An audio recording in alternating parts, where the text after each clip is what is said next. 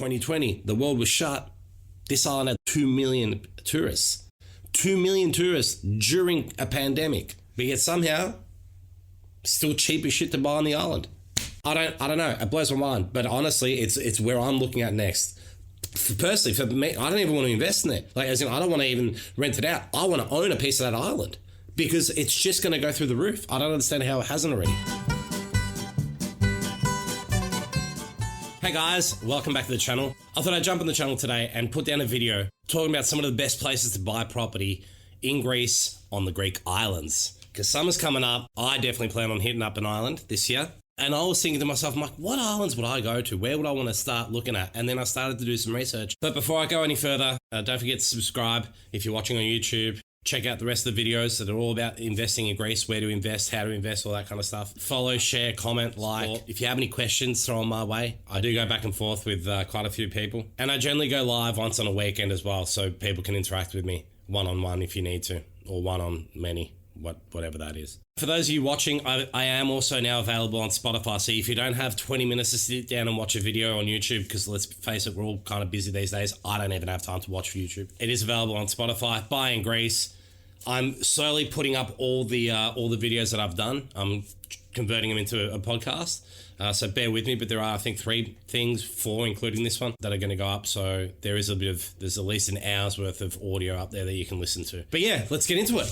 All right, so I've been wanting to do this list for quite some time now, and I thought what better time to do this than when it's about to get hot, where everyone's about to go off to Greece and definitely hit some of those islands as well. So I've done this list with a few things in mind, one of which is obviously what it's done in the last 5 years, what the prices were 5 years ago to what they are now, how accessible it is to tourism, what it does in the off-season as well, and what are some of their main attractions. And I've come across with a few different islands. They're definitely not the islands that I thought, except for a couple, which I've been harping on about, and you'll figure out which ones they are. So here we go. So Corfu is on the northwest of mainland Greece. It's in the Ionian Sea. That's very hard to say. And it's the largest island in the Ionian Sea. Holy moly, that is a tongue twister. Try saying that 5 times. So the population is around about 100,000 people, but yearly it sees over 2.5 million tourists come onto its land. And obviously its busy seasons are between June and September. Well, May and September are generally what's it. The busy seasons are not what really attract me. What I try and see when I look at islands, especially for investing, is I want to see what they're doing during winter, because I don't want to have something that's only going to work for 5 months and then see you later. Because also, I personally am into long-term investments, and I also just want to buy something for myself, but I really want to know how accessible the island is during winter. I know how accessible it's going to be during summer. Everyone and anything's going there. You can even get a donkey to the island if you want it.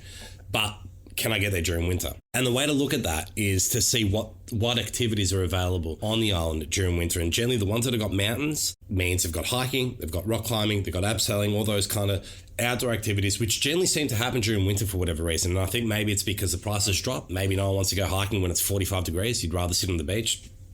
Me. I'm not really hiking anyway. But I would assume that's probably the case, to be honest. So what generally happens then is accessibility becomes limited. You know, ferries are still going there, planes might still be going there, but there'd be one a day and the price would be through the roof.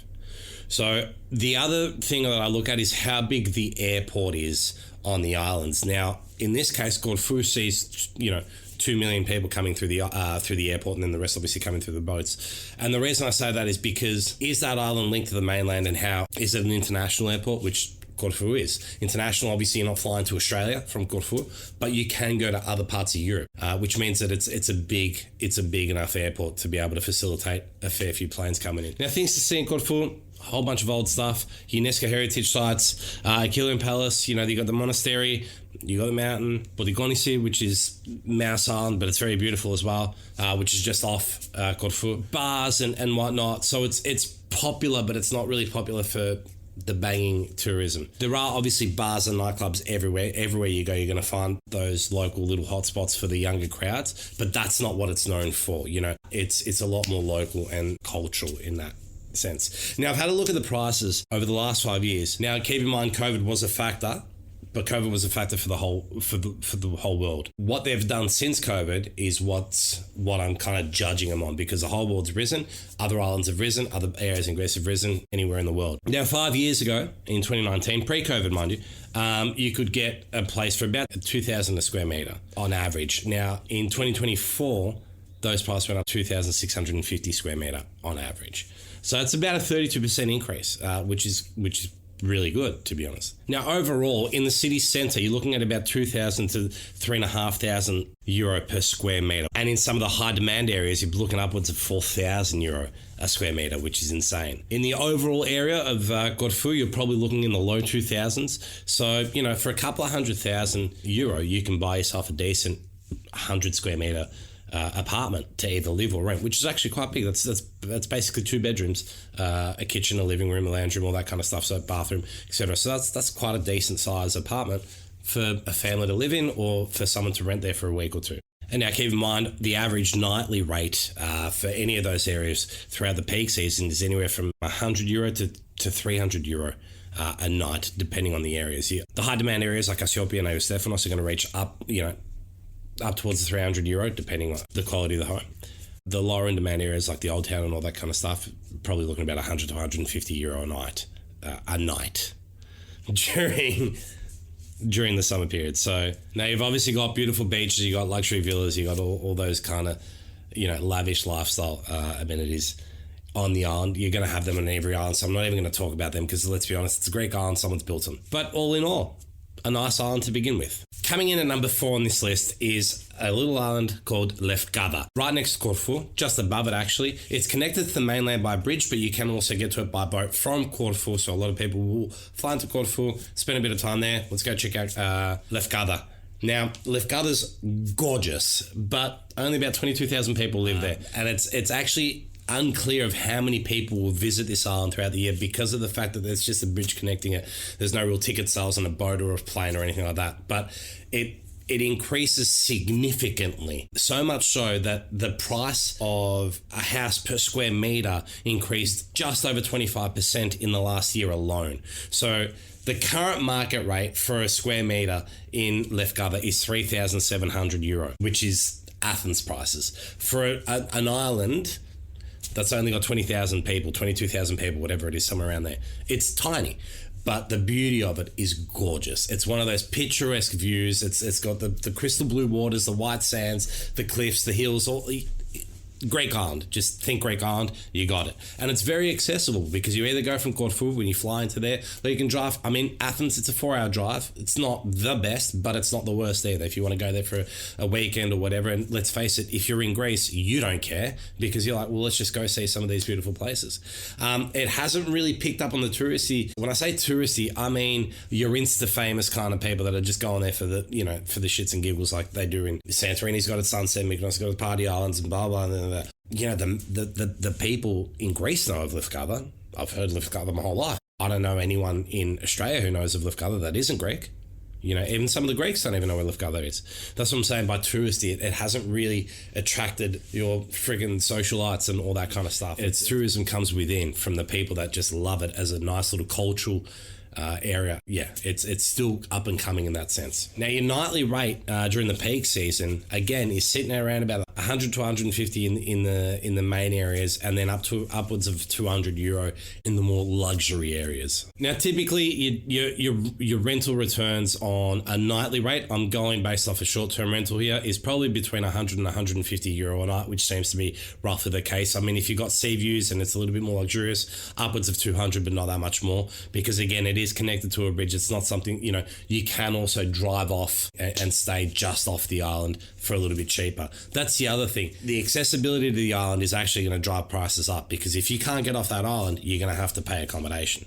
If you can get off the island via a bridge, which means that you can go whenever you want, you don't have to wait on an airplane, you don't have to wait on a boat. What's the demand? Because I don't want to pay €500 a night here. I'll just go over the mainland and I'll pay €80 a night for the same thing, and it'll cost me €10 in fuel. Now, things to do in Lefkada, first and foremost, I've got world famous beaches. Porto Katsiki, Egremni Beach. That's the one that you see on the photos everywhere. Right, crystal clear waters, a long stretch of white sand, That's it. Milos Beach, a quiet option. I just got the dog just sitting right there next to me. You got waterfalls on the island. It's another big tourist attraction. Sailing and island hopping. Now, Lefkada is a major sailing hub in this island. It's part of the Ionian Sea. Obviously, it's just above Corfu. They're in the same sea. And you get a lot of tourists that come here from neighbouring islands like Meganisi, Skorpios, Galamos, and Gastos. You know, all those kind of little islands that people, like boat tours, will just go, let's go island hopping. We'll stay an hour here, an hour there, an hour there, and blah, blah, blah. I mean, chartering a sailboat is one of the biggest things around Lefkada. So, and once you see the photos, you understand why. Again, you've got the Lefkada town, the old town, the cultural sites, archaeological museum, you've got the monastery, and it's one of the few islands which has water sports. And by that I mean windsurfing or kite surfing. Not every island in Greece has those options because they need to be at a certain point in Greece where it gets a lot of the wind. A lot of the other islands are blocked off by the mainland or whatever, not the mainland, but it kind of blocked off. This one isn't. So you get a lot of windsurfing, you get a lot of kite surfing, and that's not very common in Greece. Adding paragliding, adding scuba diving, jet skis, all that kind of stuff, it actually makes it a very fun, family-friendly island for kids and for adults. Its peak season is from June to September. Its off seasons are just on that, what they call the shoulder season, so September, October, which is still kind of warm, and April, May, which is building up, again, warm either way, and its quietest slow seasons obviously during winter, where again, people go there to harvest olives. So that's what I'm saying. You get a lot of, all the locals are sitting there, all the repairs and renovations being done, olive groves that need harvesting. Tourists will go there and want to do that. In fact, you can do that. It doesn't have its own airport, but it isn't that far away from Thessaloniki and Athens, it's 5 hours away. So it's kind of in the middle, out towards that way, just beneath Larissa. By a couple of hours, but you know what I mean. Other than driving there yourself, they do have the KTEL, which is the buses. So you can get access to the main international airports, albeit 5 hours away. You can go whenever you want. Obviously, you've also got Corfu as well, so you can fly to there and get a little boat across. So it's quite accessible. But that's why Lefkada is number 4 on the list for me. Okay, coming in at number 3 for me, and one of my personal favourites, is an island called Naxos. Yeah. My sausage dog, I think, wants to join in the video. So situated in the Kyklados, it's right next to Paros, Antiparos as well, and below Mykonos. So in all those areas, generally, if you hop on if anyone who's been to Mykonos, Santorini, all that, you generally stop off at either Paros, Naxos, Mykonos, and to all those areas as well. Population-wise, it's only about 18,000 people, 20,000 people, but it's starting to see an increase in tourism. Last year, it got 600,000, which isn't a lot, but it's 200% more than what it was the year before, and it's increasing significantly at a rapid rate. Now, the reason for this is because it offers up a diverse range of attractions, from cultural to beautiful beaches, picturesque views, and delicious coastal cuisine, and I can attest to this. My cousin and I were there in 2000 and whatever. We sat down at a beach, taverna, and we ordered the menu. I start bringing things out, and he goes, "Oh, you're gonna have to wait 45 minutes on the fish," and we're like, "Oh, that's fine, we've got enough food, but how come?" And he goes, "You see that boat over there? Cool, man. That's fine. I'll wait a day. It's freshly fished out of the sea, brought onto your plate." Naxos. This is why these little islands are starting to become very popular, because tourists are starting to go, oh, there's more than just your main islands in Greece and these little islands, because 20,000 people isn't much. They're very secluded in a way. They're steeped rich in culture, both from cuisine to religion. The beaches are beautiful. The nights are warm. The views are spectacular. I mean, this is why I love these little islands. Now, real estate wise, the price per square meter grew from 2019, which was about 2,000 square meters, to last year, which you're looking at 3,000 square meters. So that's a 50% increase. Now, you've got beautiful tourist attractions, as I mentioned before, like the Porta, which is the main marble archway overlooking the sea. You'll see it in all the photos. Mount Zas, which is the highest peak of the Kyklados, let alone just on the island. So that's good for hiking. Aios Prokopios Beach, which is known for its golden sands. Well, I mean, you know, the beach, Greek beaches. Naxos Old Town. Every island's got its own old town. And the Temple of Demeter, which is an ancient sanctuary dedicated to the goddess of harvest. Let's harvest some tourists. Now, in the off-season, the island does quieten down, but you still have hiking, camping, visiting archaeological sites and whatnot, and just living a quiet island life. Accessibility-wise, it's actually quite high because you've got neighbouring islands, and you're on one of the main ferry lines. So you've got ferries throughout summer, a lot of ferries throughout summer, even throughout winter as well, and you've got domestic flights to the Naxos airport, which flies anywhere into Greece, and then obviously you can take a flight from there internationally if you need to. Now, the average asking price, I know I said was 3,000 square meters, but that was outside of the city centre. Once you go inside of the city centre and you start looking at something decent, and obviously within the mix of all the tourism, you're looking at 4,000 euro per square metre. That's insane. Nightly rates throughout the summer can range for a standard apartment anywhere from 75 to 150 euro a night. And in your luxury villas, obviously 150 to 350 upwards, depending on where you want to stay. Pick it. But you want to pick it in the middle of July for a couple of nights in a luxury villa, you're going to pay some money. You're going to pay a lot of money. It's slowly becoming a big attraction. It's still a sleeper island. A lot of people are starting to wake up to Naxos right now. In fact, I think I read somewhere that the Danish tourism voted it as the number one destination in the world for the Danes to go to because it's so beautiful. It's actually relatively cheap compared to their currency. It's very close, blah, blah, blah, blah. You know the drill. It's Greece. But for me, I dare say Naxos is probably one of the places to be. Okay, coming in at number 2 for me, and definitely one of my most beloved islands, is Zakynthos. Now, this is a sleeper island. I've been harping on about Zakynthos for quite some time now. Zakynthos is always top of my list. It hasn't made the top of this list only because the way I've made this list is the top 5 rankings in order of what the percentage growth has been over the last 5 years in the market. Zakynthos is still relatively cheap, but it's actually had one of the most significant increases over the last 5 years in regards to market growth. Zakynthos has seen about a 66% market growth over the last 5 years, with your average square metre now still only being about 2,200 euro, which is relatively cheap given what this island has to offer and where it is. So the population of Zakynthos, or Zanti as people know it, is about 40,000. But throughout the summer months, over 2 million tourists go there. 2.2 million, I think, was recorded last year. That's about 150 to 1. And it's increasing every year. Zakynthos is one of the busiest islands during COVID. Despite the restrictions, they had gotten 2 million tourists alone in 2020, where the world was shut, mind you. So Zakynthos was still getting 2 million tourists throughout the year. They're one of the busiest islands in Greece. Still relatively cheap to buy in Zakynthos, and a night rate on average will cost you anywhere from 75 euro upwards of 200 depending on where you're staying and obviously which time of the season you're going to go there. Now, just in 2019, the average price per square metre was 1,500 euro, which has now jumped up to almost 2,500 in some of the more high-end areas of Zakynthos. And that's only in the last 5 years has it done that. And that was reported at the end of last year. So that's only been about 5 years where it's jumped up almost 66%. As tourist attractions, they've got the beautiful, stunning beaches. If you haven't seen them, you're going to see them everywhere. It's that classic standard Greek island beach vibe shot. White beaches, white sands, hills, blue waters, crystal blue waters, etc. They've got sea caves, they've got cliffs, they've got a turtle nesting island, which should say enough. They've got Zakynthos town, which obviously has got everything to do with culture and religion and food and dancing and blah, blah, blah. And even in the off season, you've got hiking, you've got nature walks, you've got the villages which are bustling, you've got wine tasting, so you've got winemakers out on the island as well. They've got an international airport, ferry services from Crete, and honestly, it's got competitive pricing with great tourist appeal. I have always said this is the island that is going to blow up next. I am astonished at how little people know of this island.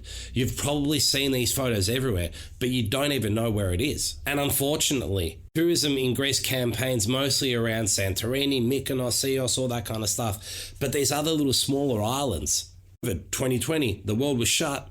This island had 2 million tourists. 2 million tourists during a pandemic. But yet somehow, still cheap as shit to buy on the island. I don't know. It blows my mind. But honestly, it's where I'm looking at next. Personally, for me, I don't even want to invest in it. Like, as in, I don't want to even rent it out. I want to own a piece of that island because it's just going to go through the roof. I don't understand how it hasn't already. So that's why Zakynthos for me comes in at number 2. Honestly, I'd put it at number 1 because I'm in love with it. But in retrospect, with the next island, it's just fallen below it with regards to market growth over the last 5 years. Okay, lastly, but not least, definitely not with regards to the percentage of market growth, is a tiny little island called Crete. Obviously, those of you who know of Crete are laughing because it's absolutely not tiny. It's actually, in fact, the largest island in Greece. It's the 5th largest in the Mediterranean, and I think it comes in at number 88 in the world, which, okay, whatever. But for Greece, it goes all right. Now, in 2021, Crete saw a population of 600,000. So, it's definitely gone up since then. That's been 3.5 years, whatever it is. Now, tourism-wise, Crete alone saw 5 million tourists come across their shores last year alone, which is increasing about 10% every year, mind you. You got two main airports, international airports. You got Heraklion and Chania International Airport. Heraklion saw 3.6, Chania saw the rest. So that's quite a bit of people coming through the shores. Now, personally, I love Crete. I've been there. I was there when I was much younger, in my early 20s. The beaches were astonishing. The people were beautiful. The food, I know you can generally say this about everything, but the architecture and the history in itself, the ancient history. I think one of Europe's first road is technically in Crete, near the castle of Naxos as well. A lot of ancient history there. Just the place is dripping in culture and history. The real estate growth alone in the last 5 years has done 70%, which isn't actually that crazy if you think about it. It's on the south of Greece, so the climates are generally warmer throughout the year. It links up to all of Europe, and it's quite spread out with a lot of places still left to build. And you can duck away. You can come up to the mainland if you want to. It's a quick and easy domestic flight across. You're still quite connected. Now, the main area in Crete is Chania. That's the one that's actually seen the substantial growth of 70%. I'm not going to say obviously all of Crete in general, but Chania has seen the most real estate growth over the last 5 years in all of Greece. Price per square meter in 2019 was at roughly €1,600. A price per square meter last year, 2,800. That's basically a 70%, just under, I think 69, whatever. That is insane. That's unheard of. From tourist attractions, it's got whatever you want it to have. It's got everything. Elafoni Beach, you got Palos Lagoon, Samaria Gorge, all these picturesque, Instagrammable Greek island photos. I'm just sick and tired of saying it. Greek islands, what they're, there's never been a Greek island where they're like, hey, the waters were terrible, man. It was disgraceful. Like, why were they murky and dark? It's not going to happen. Never. Don't say never, but it's not going to happen. You got the old Venetian harbour, as I said. They got your ancient monuments around. There's a lot of history there. The food is phenomenal. The dancing, the singing, the vibes, the nightlife. It's just passionate, man. It's Greece, and it's a beautiful Greek island because Crete are different. They're different to the mainland of Greece. They carry guns, and they'll let you know about it as well. The island doesn't die down during the off-season because you got 500,000 people living there. It's quite large as well. Don't think that it's a 20-minute drive away to everywhere. Asking prices for a nightly stay in the peak summer season is insane. You go anywhere from €150 upwards, skyrocket, whatever you want to charge, depending on where it is. Not whatever you want to charge, obviously, but the sky's the limit. You're paying a lot. It's not cheap, not in Crete, not during summer. Especially when you think that an average 100 square meter place is going to cost you around about €300,000.